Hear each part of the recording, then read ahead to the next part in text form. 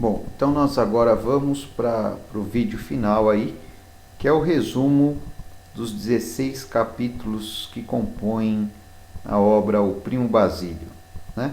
Lembrando que os capítulos não têm nome, assim, o nome dos capítulos, na verdade, capítulo 1º, capítulo 2º, mas para efeito didático aqui, nós colocamos um título para cada capítulo, né? O primeiro capítulo nós vamos chamar de apresentação do casal e da antipatia entre a patroa e a criada, né? Então, como é comum ao longo de todo este livro, né, apresentam-se cenas prosaicas, ou seja, cenas do cotidiano, né? Então, a primeira cena, Jorge está fumando um cigarro enquanto Luísa lê o jornal, né? Na verdade, ela está lendo as notas sociais. Ele está aborrecido porque depois de 3 anos de casado, ele vai ter de viajar e vai se afastar da esposa. Vai viajar por conta do trabalho, porque ele tinha a profissão de engenheiro de Minas, né?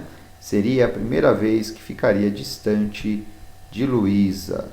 Luísa, ao ler as notas sociais, a coluna social, fica sabendo que Basílio está de volta a Lisboa. E aí, nosso amigo Essa de Queiroz vai nos fornecer um flashback.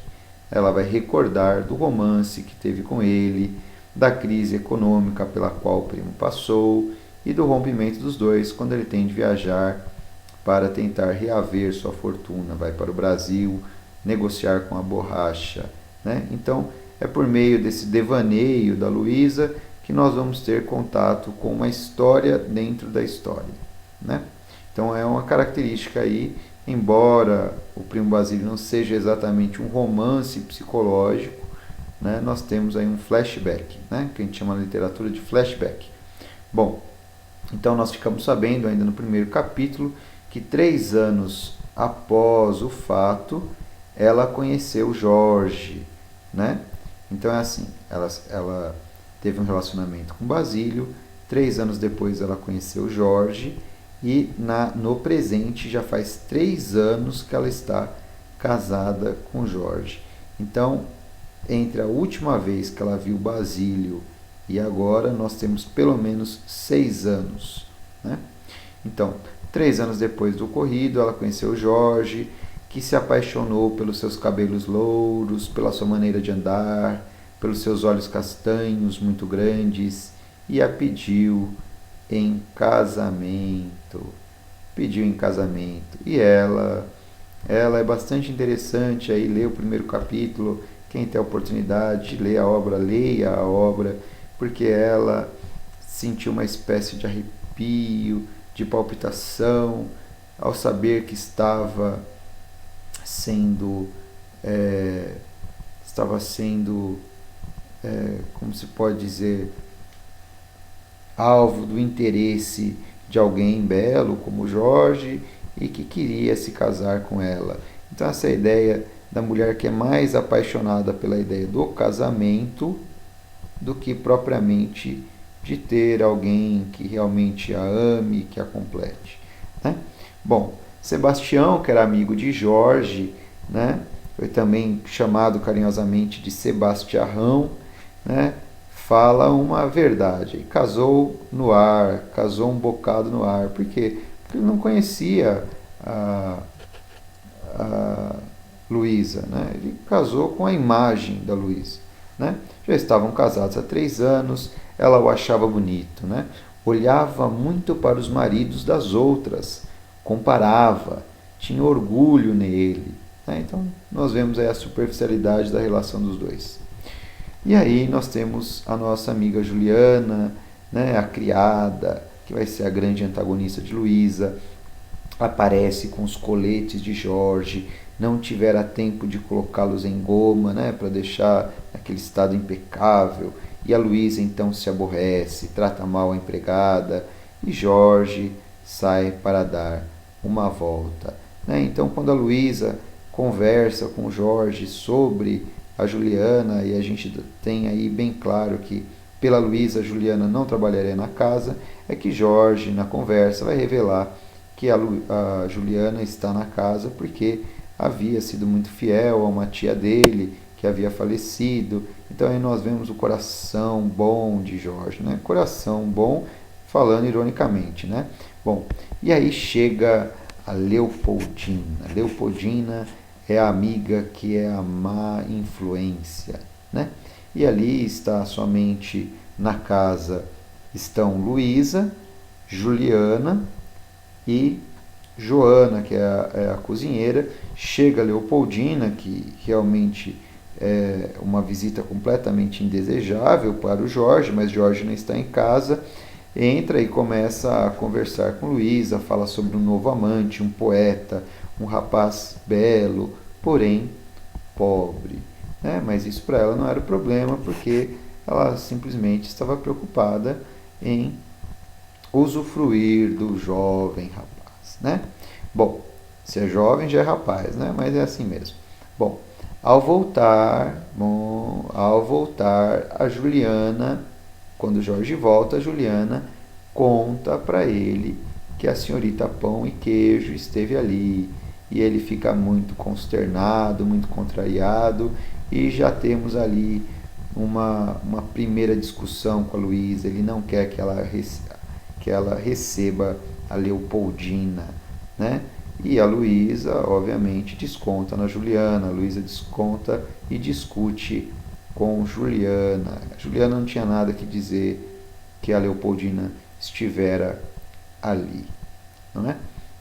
Bom, então nós já temos aí, se a gente pode chamar assim, o comecinho da tragédia que será o livro, né? O antagonismo entre Luísa e Juliana e a má influência, que é o símbolo do adultério já aparecendo no primeiro capítulo.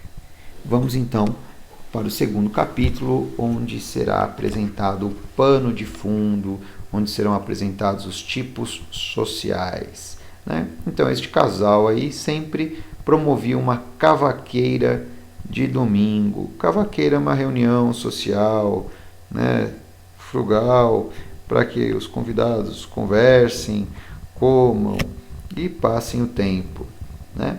Então chega lá Julião, que é o médico, né, do qual nós já falamos no outro vídeo, a dona Felicidade, o conselheiro Acácio e o Ernestinho Ledesma, né, que está escrevendo a peça chamada Honra e Paixão.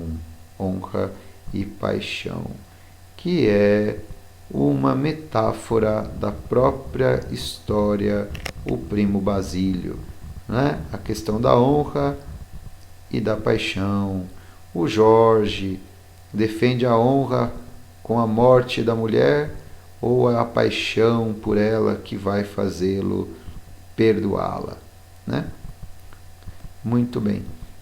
E aí o Ernestinho está lá falando de sua peça, de uma mulher adúltera, né, que ao final deve morrer. Comenta que o empresário não aceita esse desfecho e Jorge acha que o mais apropriado é que a mulher adúltera morra, ela deve ser punida com a morte, né? Mais tarde aí nessa cavaqueira, nessa reunião, chega Sebastião, né? E o Jorge, então, sabendo que a Luísa dá muito ouvidos ao Sebastião, vai pedir para que ele aconselhe Luísa para que não mais receba Leopoldina em sua casa, né? Ele chama o Sebastião de lado e conversa com ele. Sebastião é um grande amigo da família, o grande baluarte, a grande fortaleza moral, né?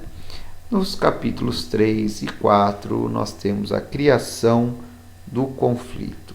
O Jorge já foi viajar, faz 12 dias que Luísa está aí completamente ociosa, fora da rotina da presença do Jorge. Não ia visitar Leopoldina, mas a vida está muito tediosa e ela resolve então visitar a amiga promíscua, né? Estava aborrecidinha com a solidão.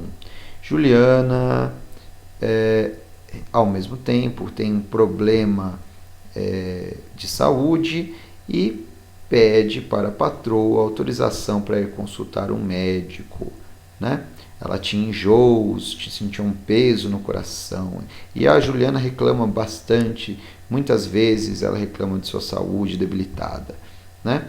E aí, quando a Juliana está prestes a sair, chega a visita inesperada do nosso amigo Basílio. E aí a pessoa fala assim: mas professor, o Basílio nem telefonou. Na época não havia telefone, né? E o Basílio chega então, começa a cortejar a prima, gaba-se da sua condição de homem viajado, de ter contato com a verdadeira civilização, de morar em Paris, e começa a deitar muitas críticas em relação aos portugueses, como uma espécie de caipiras, de pessoas atrasadas, né? E a Juliana já começa a perceber que talvez ela possa tirar vantagem da situação, porque ela não sabe que o Basílio é primo da Luísa. Ela começa a achar que é um galã aí que está cortejando a patroa. De qualquer modo, quando o Basílio vai embora, ele pensa: nossa, olha só, minha prima, que bonita que está, e eu, pedaço de asno, que estava quase decidido a não vir ver. Está de apetite, está muito melhor, e sozinha em casa, aborrecidinha talvez. Então a gente já percebe aí a maquinação do Basílio, com segundas, terceiras, quartas e quintas intenções em relação a Luísa, não é?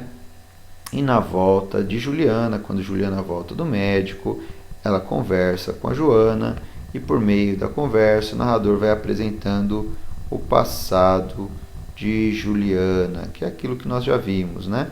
Aquela história de que ela foi empregada da tia do Jorge, ficou sem nenhuma parte da herança e desenvolveu seu ódio pelos patrões. Bom, numa tarde, Basílio faz uma nova visita à prima e desperta suspeitas em Juliana. Juliana começa a ficar atenta à possibilidade do adultério da patroa.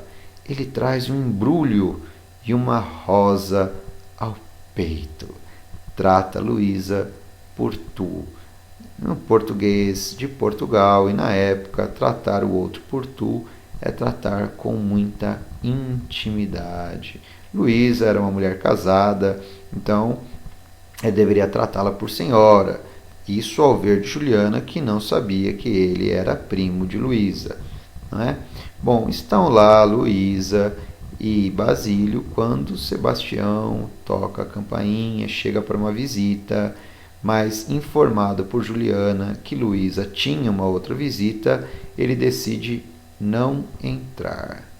No dia seguinte, Basílio vem mais uma vez e a Luísa diz para Juliana que aquele é seu primo. A criada então fica decepcionada, ela acha que não vai tirar lucro nenhum dessa situação.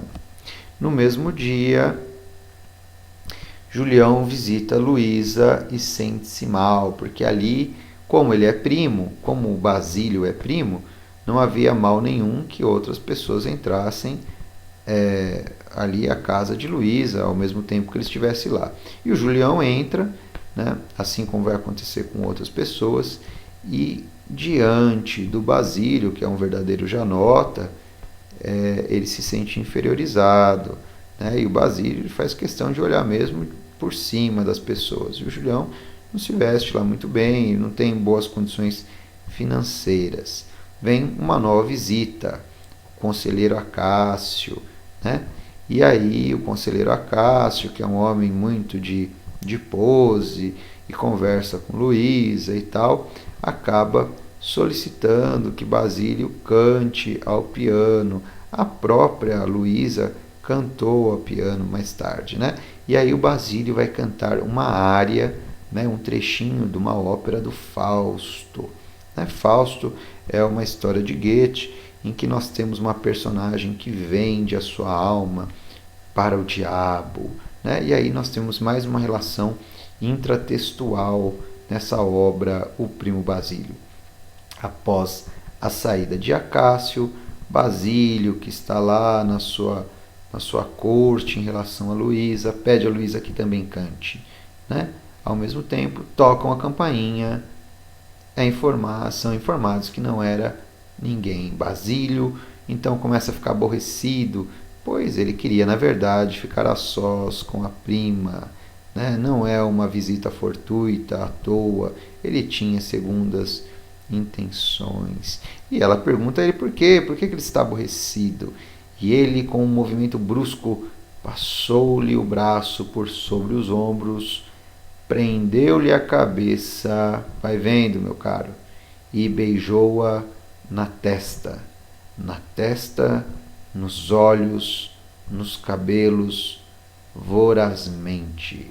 Então aí a gente já vê o bote do vampiro. Olha aí que safadão, né? Ela resiste e ele confessa seus sentimentos a ela. Seus sentimentos que na verdade são simulacros de amor, né?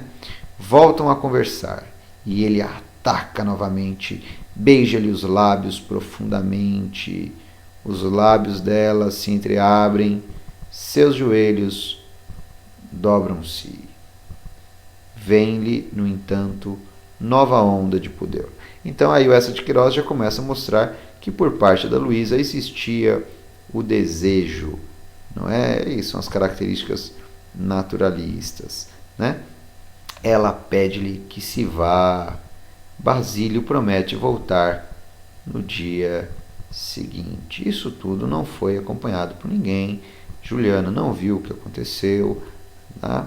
Então é tudo um segredo dos dois ali, né? Aparentemente, Luísa, apesar do desejo, resistiu ao primo. Mas também, quando ele disse que voltaria, ela não se opôs muito a isso, né? Juliana, então, informa a patroa de que quem tocara a campainha, que falou que não tinha sido ninguém, fora, na verdade, Sebastião, né? Que não quis entrar mais uma vez, porque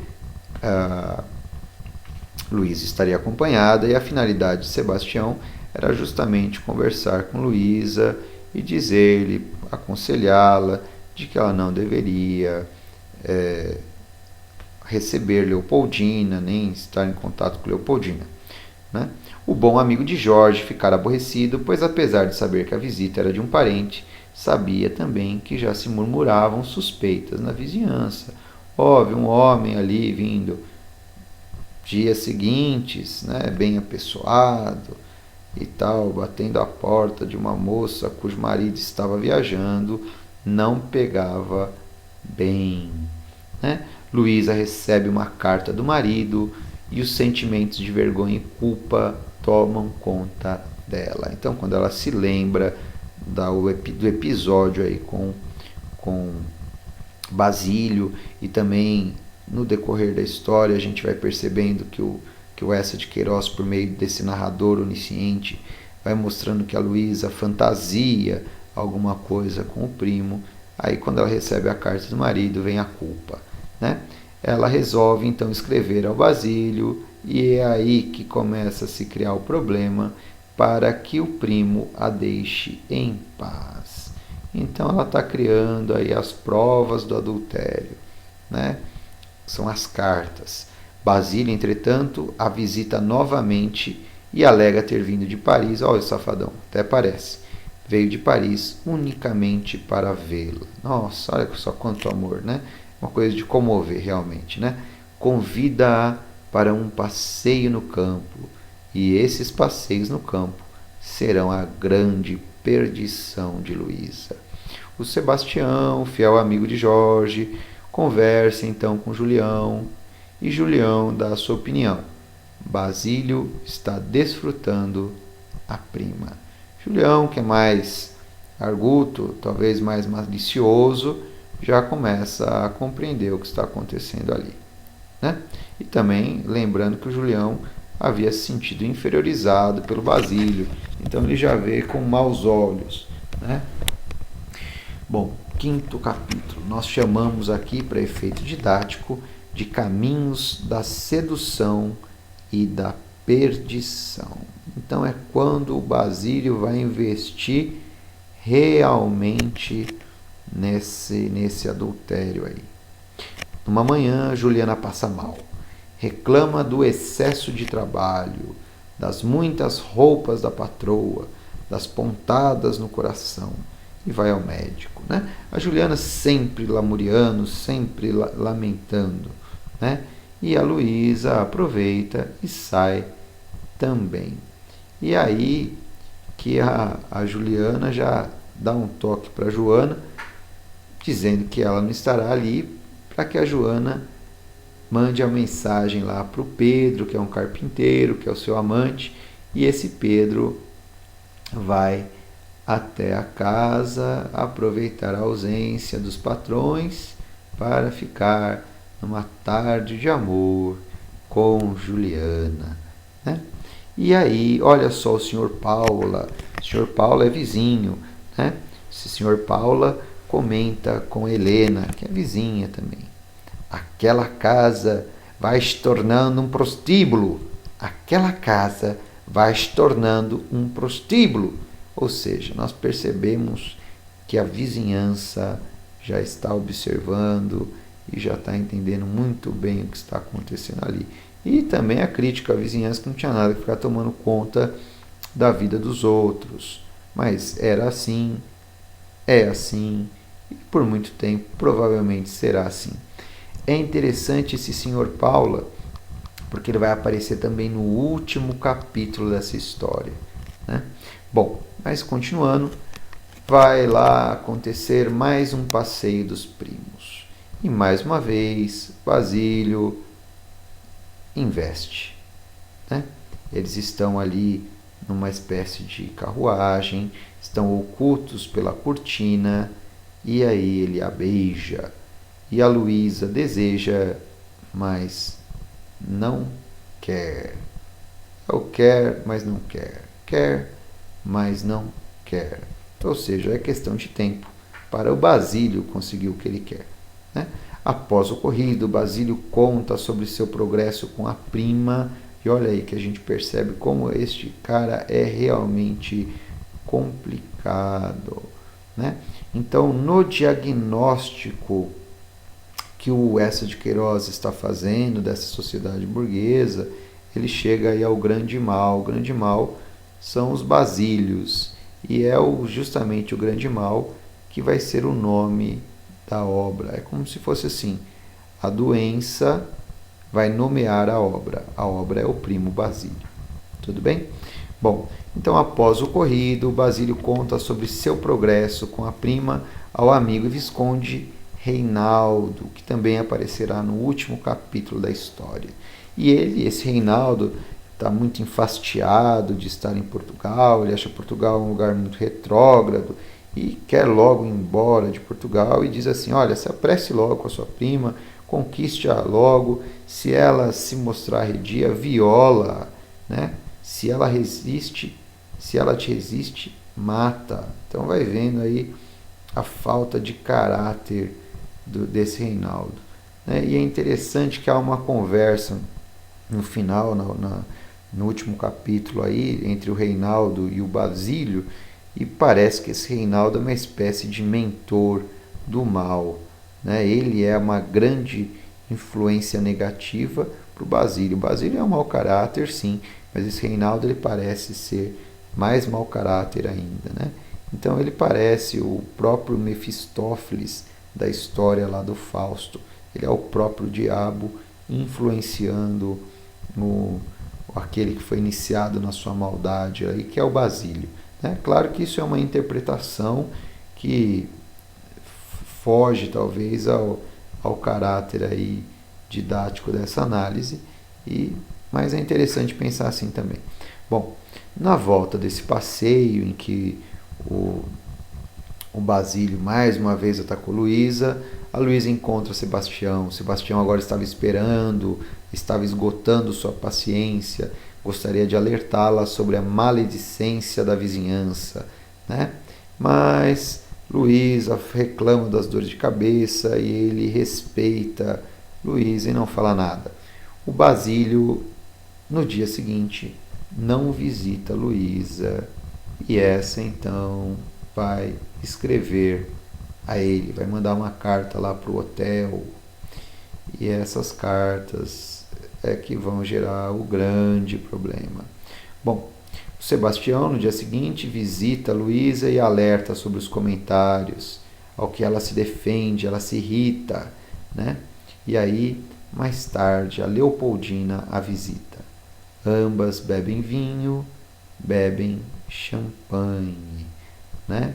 Às 9 chega Basílio, diz que veio para se despedir. Veio para se despedir nada, é golpe. Né? Às 9 da noite, era considerado bastante tarde. Né? Essa era, na verdade, uma desculpa para ser recebido tão tarde. Investe, e ele mesmo confessa isso, investe mais uma vez contra ela, que se entrega dessa vez. Pronto. Agora a situação está criada.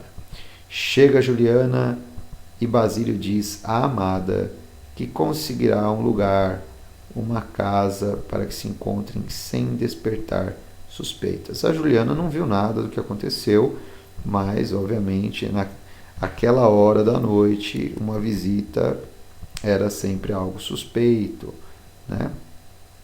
Então, agora ele vai providenciar um lugar. Ah, certamente é um lugar maravilhoso, afinal de contas, ele tem muito dinheiro, sua prima é muito amada.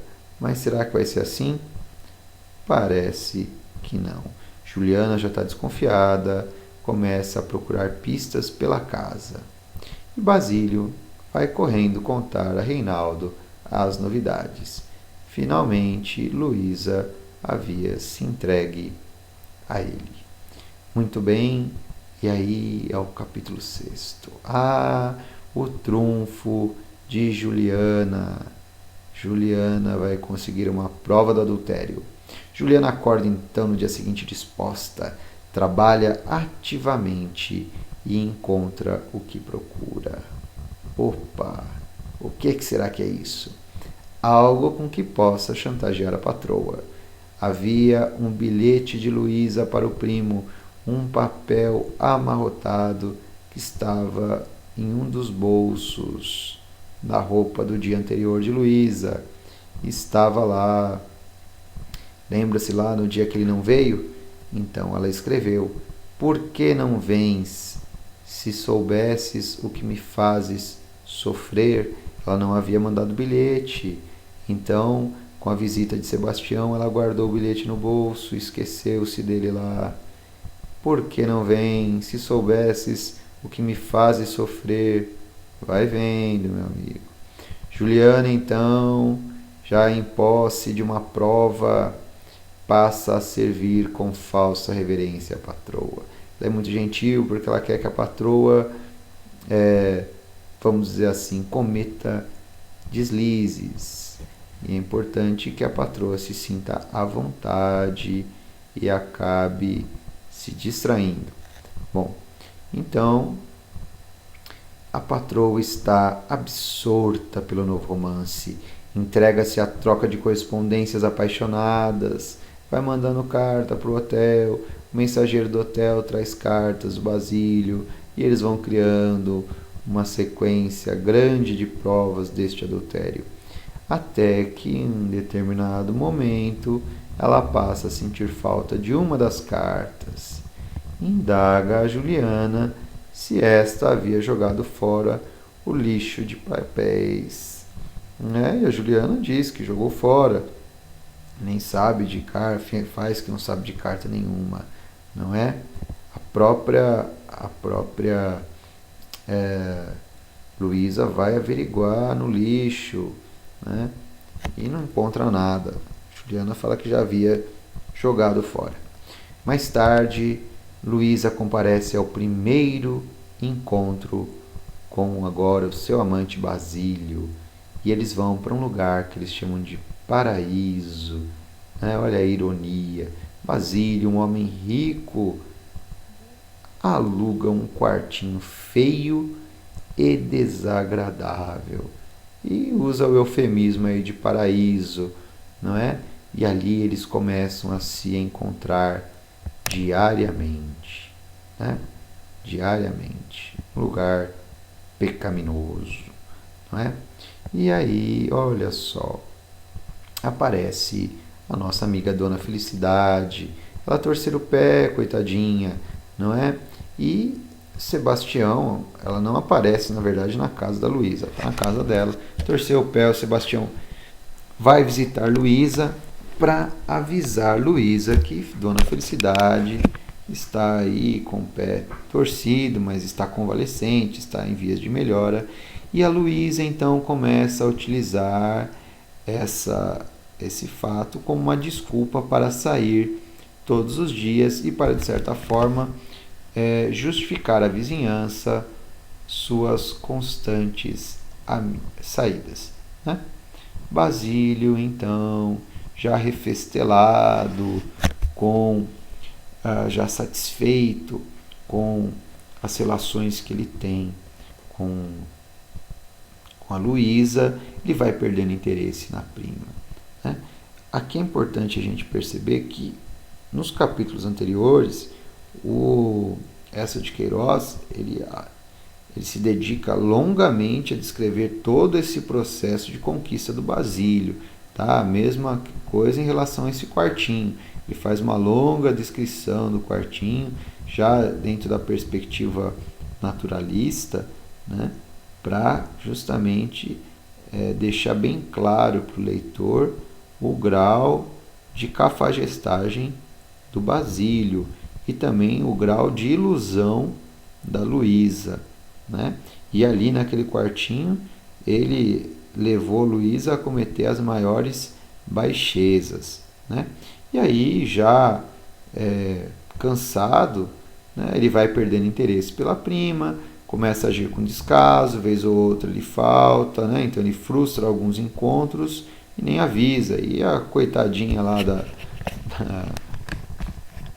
da Luísa, iludida, vai aos encontros, fica nervosa, manda bilhete, um dia ela vai até o hotel atrás dele e vai criando uma situação em que ela vai se expondo cada vez mais. Né?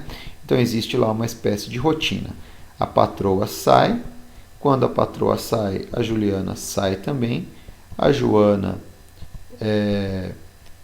fica para receber então o carpinteiro. Né? E aí essa é quase uma espécie de cena cômica, né? Essa rotina aí. Bom, que obviamente expõe uma grande crítica. E a Juliana visita a tal da tia Vitória. Né? Essa tia Vitória vai ser uma conselheira da Juliana, vai explicar para a Juliana qual a melhor maneira dela tirar partido dessas cartas aí.